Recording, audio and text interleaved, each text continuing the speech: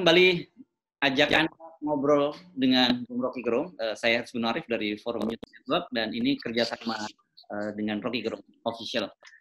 Bung Rocky, ini orang lagi rame dengan sikap MUI yang sangat keras sekali terhadap pemerintah dalam hubungannya dengan rancangan undang-undang Pancasila. Saya susah nyebut haluan ideologi Pancasila ya kalau nggak salah namanya. Dan kita jangan lupa bahwa Ketua Umum MUI itu adalah Wakil Presiden Ma'ruf Amin. Bagaimana Anda melihat situasi ini? Ini keadaan yang kita mesti bukan hati-hati tapi curiga bahwa di dalam kesulitan ekonomi hari ini, di dalam ketegangan politik global di Cina Selatan, tentu rejim mulai frustrasi bagaimana cara untuk membaca keadaan di dalam negeri.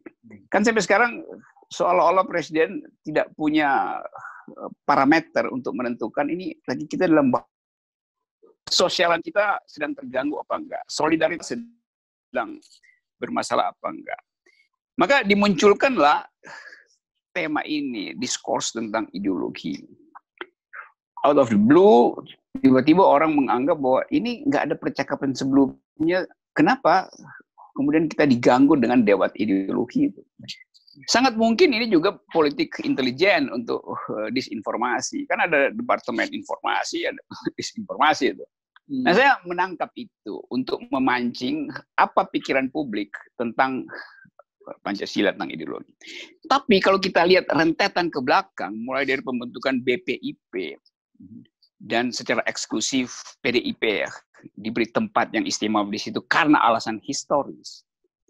Maka sangat mungkin PDIP punya kepentingan untuk meninggalkan legacy bahwa Soekarnoisme itu harus dirawat melalui Pancasila. Ini analisis saya. Anatomi politik mesti kita baca begitu. Lalu seterusnya diajukanlah pelembagaannya melalui undang-undang. Nanti saya akan terangkan mengapa itu ngaconya. Tapi keadaan umum PDIP ingin rebuild, ingin mengembangkan kembali kejayaannya dengan mencari hegemoni baru melalui yang disebut ideologi Pancasila. Nah, di satu pihak ada debat tentang Pancasila 1-2 tahun yang lalu yang menyebabkan siapa ini Suketi itu dikriminalisasi kan? Jadi apa ini kepentingan PDIP untuk memperoleh penamaan baru terhadap kehidupan politik kita hari ini? Atau ini diumpankan untuk melihat masih ada nggak potensi radikalisme di Indonesia tuh dengan kertas litmus yang namanya ideologi Pancasila ini? Itu satu masalah, bisa kita bahas lebih lanjut. Nah, masalah kedua, kekacauan logikanya tuh. Kan selalu disebut Pancasila adalah sumber dari segala sumber hukum. Gitu. Ya. Jadi undang-undang harus berbasis pada pandangan Pancasila. Tuh. Kalau begitu Pancasila nggak boleh diundang-undangkan. Nggak boleh dibuat undang-undang karena dia sumbernya. Betul. Sekarang dia justru disempitkan di dalam undang-undang, menjadi undang-undang. Gitu. Ini kan pikiran bodoh. Jadi Pancasila dibikin jadi instrumental. Diperinci satu persatu. Loh, Pancasila itu bagian abstrak dari kehidupan berbangsa. Jadi begitu Pancasila dibekukan dalam, dia menjadi doktrin yang berbahaya. Kenapa? Karena sejarah Pancasila itu adalah sejarah perlindungan kekuasaan. Bung Karno memakai Pancasila untuk melindungi Soekarnoisme yang kemudian menjadi otoriter. Soeharto memakai Pancasila untuk melindungi pembangunanisme yang menghasilkan disparitas. Kan itu semua terjadi. Kalau dalam bahasa filosofi, Pancasila itu ada Hintergrund ideologinya, tuh, background ideology. Jadi Pancasila dipakai sebagai masker. Nah, kalau pakai istilah hari ini, Pancasila itu cuma masker dari kekuasaan. Itu bahayanya. Nah, lain kalau Pancasila itu, selalu saya katakan, Pancasila itu mesti dianggap sebagai ide terbuka yang tidak boleh dipastikan isinya oleh kekuasaan. Nanti Soeharto merevisi cara pandang Bung Karno tentang Pancasila. Reformasi merevisi cara pandang Soeharto tentang Pancasila. Jokowi sekarang mau bikin Pancasila itu jadi state ideology. Mana ada di dalam sejarah negara itu ada state ideologinya? Ada, yaitu tadi fasisme dan komunisme. Ideologi negara itu dimaksudkan untuk menghalangi orang berpikiran alternatif kan. Itu di situ saya selalu anggap itu bahayanya di situ. Jadi kalau kita lihat sekarang itu debatnya habis-habisan, itu juga konyol. Yang membuat konyol, yang berdebat juga konyol. Kecuali kita balikkan bahwa jangan jadikan Pancasila itu ideologi negara. Jadikan itu kesepakatan kultural untuk membayangkan masa depan. Membayangkan. Kalau kita pelajari misalnya teori ideologi di negara-negara, saya sebut tadi komunis. Rusia itu ideologinya komunisme. Tetapi konstitusinya berubah setiap kali komunisme mengalami tahapan baru. Jadi konstitusi pun berubah. Komunismenya enggak. Sekarang memang setelah perestroika hilang ideologi komunisme itu. Gila juga statusnya begitu. Status fundamental norm di dalam teori-teori hukum, filsafat hukum. Ya status fundamental norm dimaterialkan. Nah kacaunya di situ. Nanti susunan perundang-undangan kita kacau. Sumber dari segala sumber hukum apa? Pancasila.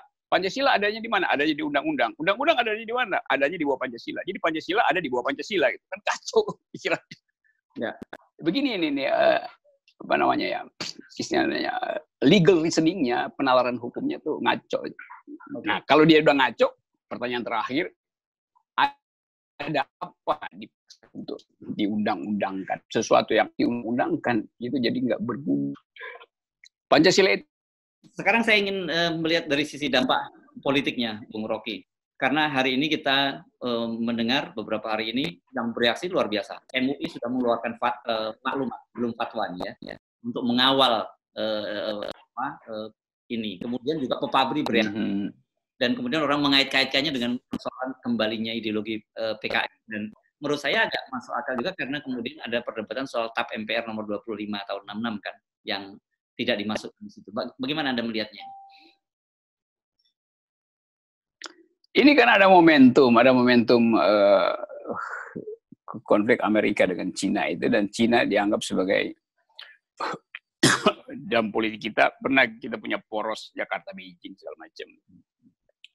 Lalu timbullah kecemasan. Kecemasan masuk akal. Karena Cina punya metode politik baru yang disebut Silk Road, itu jalan sutra segala macam itu. Lalu terhubunglah dengan TKA Cina yang masuk ke Indonesia. Lalu terkait lagi dengan apakah TKA ini adalah militer atau pekerja atau sekedar ingin berusaha. Maka analisa berkembang. Cina beda dengan negara-negara lain. Kalau warga negaranya pergi ke negara lain, itu sekaligus suka apa tidak suka, dia harus jadi semacam ya intelnya negara, karena negara komunis kan. Itu bukan masuk akal, memang begitu sifat dari negara, bahwa warga negara harus melapor kegiatannya. Jadi pasti di situ ada politiknya tuh. Lain negara merdeka yang ngapain saya melapor setelah pulang tuh, apa gunanya tuh. Nah di dalam negara komunis, warga negara itu sekaligus menjadi intel negara. Filosofinya begitu. Organ partai. Jadi negara akan minta data apa yang karena satu partai ya kan dia anggota partai kan satu. Lapor apa yang ada, selain Anda bermisi, apa yang Anda lihat di situ. Ketegangan apa yang Anda lihat di Sulawesi Tenggara misalnya, itu biasa aja. Nah, karena itu kemudian terkaitlah dengan soal ideologi. Karena dianggap bahwa PDIP di masa lalu ada Soekarno di situ. Soekarno pada waktu itu bicara tentang nasakom, nasionalisme agama komunis. Jadi memori kita dibawa ke sana. Nah, itu juga bagian dari menutupi keadaan ekonomi yang real, sehingga kita dipaksa untuk debat hal-hal yang lama. Nah, MUI jelas saja itu punya juga kolektif memori yang sama dengan mereka yang hari ini purnawirawan dicemaskan tentang keamanan negara. Nah, karena itu bertemulah antara kepentingan patriotisme dan kepentingan mereka yang punya trauma dengan aktivitas partai komunis pada waktu itu. Saya bedain ya antara komunisme yang punya kekuasaan dan mampu untuk menggerakkan perubahan politik, dan komunisme sebagai ide filsafat. Saya mengajarkan komunisme, mengajarkan Marxisme, bukan sebagai kekuatan politik, tapi sebagai alam pikiran yang ada dalam manusia. Karena dalam diri setiap orang ada elemen komunisme, ada elemen Marxisme, ada elemen religius, ada elemen liberalisme. Bagian itu bagian filosofi ya, yang saya terangkan di kampus-kampus itu. Tapi bukan itu yang sekarang kita bicarakan. Yang kita bicarakan adalah kecemasan karena ada trauma di masa lalu. Nah, trauma itu diaktifkan ulang karena ada problem global politics, karena ada problem kecemasan terhadap ketidakmampuan rejim untuk mendahulukan kepentingan rakyat dibandingkan kepentingan asing. Jadi ini bercampur di situ sebetulnya. Jadi saya katakan yang masuk akal, MUI akan ambil traumanya, Purnawirawan akan ambil juga janji keprajuritannya, civil society mungkin jadi galau karena akhirnya ide yang biasanya diulas dalam masyarakat civil society sekarang diulas dalam varian-varian yang lain. Ada kepentingan tentara di situ, ide tentang NKRI harga mati, ide tentang patriotisme, ide tentang kepahlawanan 65 segala macam. MUI mulai masuk di dalam memori kolektif yang sama. Nah, ini yang kalau koordinasinya buruk, itu yang benar tadi Hersu. Ini bisa jadi potensi baru untuk perenggangan kembali dan konfrontasi di dalam rejim sendiri. Itu dalam rejim pertama ya Pak yang akan terjadi. Kenapa? Ya karena tadi MUI tetap ada di dalam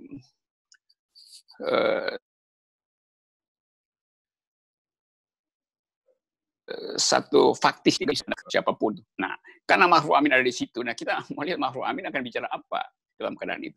Ma'ruf Amin tentu juga seorang politisi yang membaca, ya mungkin ada rejim fatigue, ada bagian-bagian dalam rejim yang mulai rapuh. Tentu Ma'ruf Amin akan sebagai orang yang berpikir pragmatis dalam politik bisa mengambil alih isu ini untuk kepentingan dia sebagai politisi ya, bukan sebagai wakil presiden. Sebagai politisi, Ma'ruf Amin berpikir, oke, kalau ada kesempatan, saya mungkin bisa pimpin isu itu sebagai isu alternatif buat kepentingan rekod politik Ma'ruf Amin sendiri. Itu sekali lagi itu analisa aja. Nanti orang anggap Rocky Gerung bikin hoax lagi. Enggak, saya bikin analisis dari segi real politics gitu. Dan Ma'ruf Amin juga mungkin berpikir, ya teman-teman Muslim Society juga ada dalam konfrontasi yang sama. Ada Din Syamsuddin.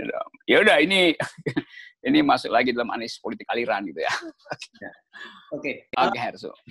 Anda melihat apakah isu ini memang hanya memang real atau sekedar bahwa ini paranoid dan kemudian dimanfaatkan untuk pintu masuk kembali menggoyang pemerintahan? Akar dari paranoid adalah ketidakseimbangan psikologi sebetulnya tuh. Yang tidak mampu untuk melihat mana yang rasional, mana yang masih bisa diterangkan secara rasional. Kalau dia gagal menerangkan secara rasional, dia kirim irasionalitasnya, maka simptomnya adalah paranoid, takut karena nggak mampu berpikir secara lurus. Dan yang sekarang paranoidnya itu lebih dari soal psikologi, ada problem sosiologi yang nyata. Sehingga kalau kita sebut paranoid, ya nggak bisa paranoid lagi. Karena orang bikin kalkulasi rasional tadi soal invasi culture dari China. Oh, ini analisis orang.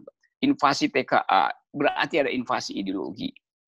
Ini real sebagai soal sosial. Jadi satu yang tadinya paranoid, lama-lama karena rejim lupa bahwa ada yang material, yang secara sosiologis sedang bekerja, yaitu rumus-rumus disparitas, kesenjangan sosial, maka dia menjadi sangat real hari ini.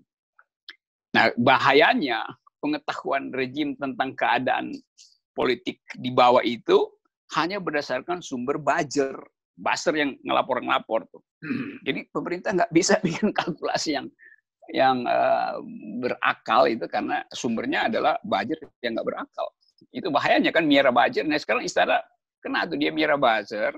Mungkin buzzernya bilang oke, kita uji aja dulu. Nah sekarang MUI bereaksi, Muhammadiyah bereaksi, mak-mak bereaksi, semua kampus juga akhirnya bereaksi. Buzzernya sekarang kelimpungan. Padahal dia udah terima duit di kantong. Sekarang buzzernya kemana? nggak ada punya argumentasi coba. Jadi itu bahayanya. Penjelasan bahwa PKI itu sebagai sebuah ideologi tidak mungkin bangkit lagi, tidak cukup menjelaskan dan memberikan keterangan kepada publik ya? Nggak bisa tuh, karena publik juga tahu bahwa ya PKI memang nggak bisa bangkit lagi. Segala macam, bahkan udah ada TAP MPR, kan itu orang itu jelasin dong di TAP MPR. Sebenarnya nggak perlu juga, karena memang secara legal itu tidak bisa, dan secara sosiologis nggak bisa. Tetapi potensi ketidakadilan sosial mengingatkan orang tentang metode Partai Komunis untuk memanfaatkan ketidakadilan sosial. Jadi itu sebetulnya. Jadi pemerintah jangan juga parno bahwa itu nggak. Iya memang, tetapi keadaan ekonomi pasti mengarah pada konklusi itu potensial untuk revival dari Partai Komunis. Bukan komunismenya, tapi Partai Komunis. Itu kita mesti selalu bedain antara ide itu. Karena di Amerika juga ada komunisme, orang masih menganut komunisme. Tapi secara sosiologis nggak mungkin dilakukan karena negaranya betul-betul demokratis dan social safety net-nya jalan. Nah di kita, social safety net nggak jalan. Maka ya disparitas terjadi. Berarti teori perubahan sosial melalui class struggle, dan new proletariat segala macam, ya, berjalan lagi. Nah teman-teman yang mampu bikin analisis, ya masuk akal kalau mereka bikin analisis ada rekonsolidasi Partai Komunis Indonesia. Ini analisisnya begitu jadinya kan. Ya. Lain kalau ekonomi kita tumbuhnya seperti janji Presiden, growth 10%. Lain kalau ekonomi kita seperti janji Presiden, ada 11 triliun di Swiss, dan saya tahu datanya di kantong saya, tiba di Indonesia. Mau orang ngomong tentang komunisme sampai subuh, diskusi panjang lebar, bikin mau coba berhasil, karena itu akan menghalangi ide-ide radikal itu. Nah sekarang justru nggak terjadi itu, karena ekonomi nggak tumbuh 10%, ekonomi tumbuh -2, yang disebut Jokowi 11 triliun dia tahu ada di Swiss, nggak bisa dia ambil karena memang nggak ada. Jadi akhirnya seluruh ilusi itu tumbuh jadi paranoid tadi itu. Paranoidnya di mana ya? Di rejim juga paranoid kan. Rejim mencurigai akan ada makar, padahal rejim sendiri tidak tahu bahwa dia yang menyodorkan keadaan sosial yang potensial orang untuk berpikir tentang revolusi itu.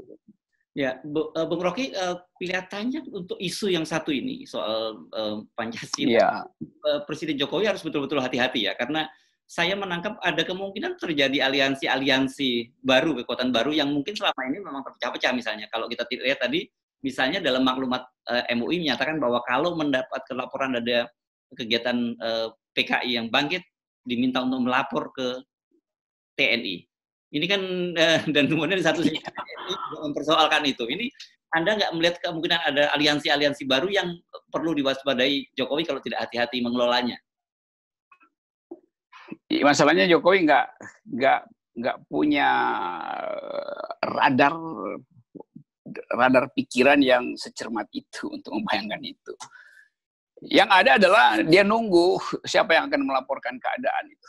Padahal yang pelapor-pelapor ini pun pasti akan sensor laporannya. Karena sama-sama mau cari untung dari keadaan ini kan.